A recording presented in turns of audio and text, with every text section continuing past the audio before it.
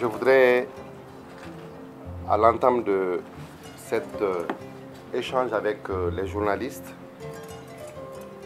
tout d'abord présenter toutes nos excuses aux assurés de l'AMO pour tous les désagréments causés par cette situation de suspension des prestations par les officines privées et exprimer à tous ces abonnés, à tous ces assurés, notre volonté d'œuvrer pour que cela ne puisse plus se produire à l'avenir. La première des choses, c'est que la directrice de l'INPS, la directrice de la Caisse malienne de sécurité sociale et moi-même, Maman Babi, directeur général de la Caisse nationale de l'assurance maladie, nous avons tous été nommés le 10 juillet et nous avons pris fonction pour ceux qui ont commencé tôt en août, donc ça fait à peu près 4 mois, jour pour jour, que nous sommes nommés à ces postes-là et que nous avons pris fonction.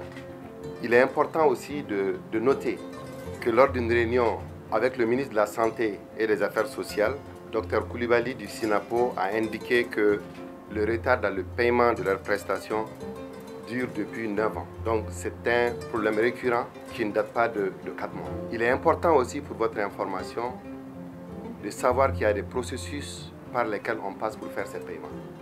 Par exemple, les conventions qui lient les pharmaciens à la CANAM, ces conventions sont signées effectivement entre la CANAM et les pharmaciens et les prestataires en général.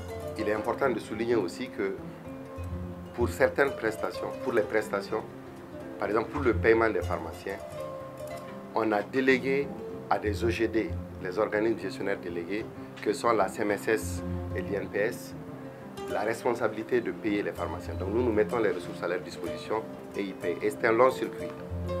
C'est-à-dire que la CMSS et l'INPS font les recouvrements auprès du public en ce qui concerne la CMSS, le recouvrement de nos cotisations à AMO, et l'INPS à côté du privé. Et l'INPS et la CMSS nous versent les ressources. Et nous, sur la base des factures que présentent les pharmaciens et les autres prestataires, nous mettons l'argent à la disposition de la CMSS et de l'INPS. Il faut dire que le ministre s'est mobilisé corps et âme pour que tout soit mis en œuvre afin que les paiements soient faits dans le délai qu'il avait indiqué le mardi. Et c'est ce qui a été fait.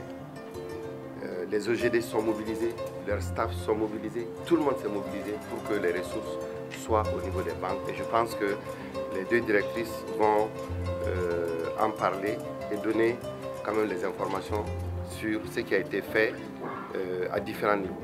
Tout le monde s'est mobilisé pour que les ressources soient mises à la disposition des pharmaciens, dont on comprend effectivement le désespoir, dont on comprend le souci d'être mis dans leurs droits. Tout sera mis en œuvre pour que ces problèmes-là soient du passé. Et je me souviens que j'avais dit à l'époque que ça va prendre un peu de temps de mettre en place ces changements qui vont améliorer tout ce que nous sommes en train de faire. Et l'État malien, le ministre de la Santé, des Affaires sociales et nous-mêmes, organismes de gestion de l'assurance maladie, œuvrons dans ce sens jour et nuit et sans répit. Et ça fait 10 ans que l'amour existe, peut-être qu'il est grand temps qu'on fasse le point, qu'on évalue les forces et les faiblesses du système et trouver des solutions durables. C'est vrai que c'est bon de régler la crise, mais ce qui est important, c'est de pouvoir s'installer dans la durée paisiblement et que les Maliens puissent continuer à bénéficier de cet outil si précieux.